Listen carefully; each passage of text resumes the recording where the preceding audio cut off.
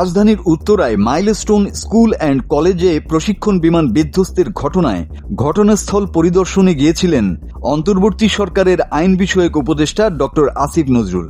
এ সময় তাকে দেখে বিক্ষোভ করেছেন শিক্ষার্থীরা।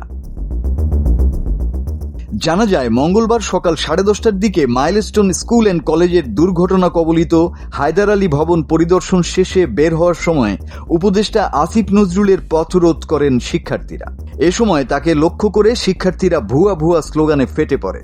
পরে আইন উপদেষ্টা মাইলস্টোনের ভবন 5-এ যান। তখন শিক্ষার্থীরা বাইরে বিক্ষোভ করতে থাকেন। শিক্ষার্থীরা সকাল 9টায় ক্যাম্পাসে অবস্থান কর্মসূচির পরিকল্পনা করছিল। সকাল 9:15টার দিকে দিয়াবাড়ি আর্মি ক্যাম্পের পক্ষ থেকে মাইকিং করে সভা সমাবেশ, দলবদ্ধ কর্মসূচি কিংবা অবস্থান নিষিদ্ধ করা হয়। ঘোষণা দিয়ে জানানো হয়, দিয়াবাড়ি, গোলচত্বর ও আশপাশের এলাকায় কোনো ধরনের জমায়েত বা প্রতিবাদ কর্মসূচি পালন করা যাবে না। তবে নিষেধাজ্ঞা উপেক্ষা করে রাজধানীর উত্তরায় মাইলস্টোন স্কুল অ্যান্ড কলেজের সামনে গোলচত্বরে সকাল 10টা থেকে জমায়েত হন শত শত শিক্ষার্থী। মুহূর্তে মিছিল আর প্রতিবাদে মুখর হয়ে ওঠে চারপাশ। একদিন আগেই কলেজ ক্যাম্পাসে বিমান বিধ্বস্ত হয়ে হতাহতের ঘটনায় শোকাহত শিক্ষার্থীরা মঙ্গলবার 6 দফা দাবি জানিয়ে শান্তিপূর্ণ এই কর্মসূচিতে অংশ নেন।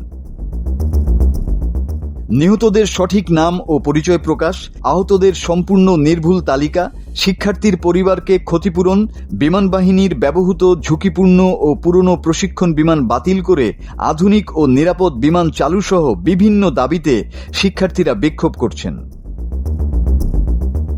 মাসুদ হাসান, বাংলা টিভি।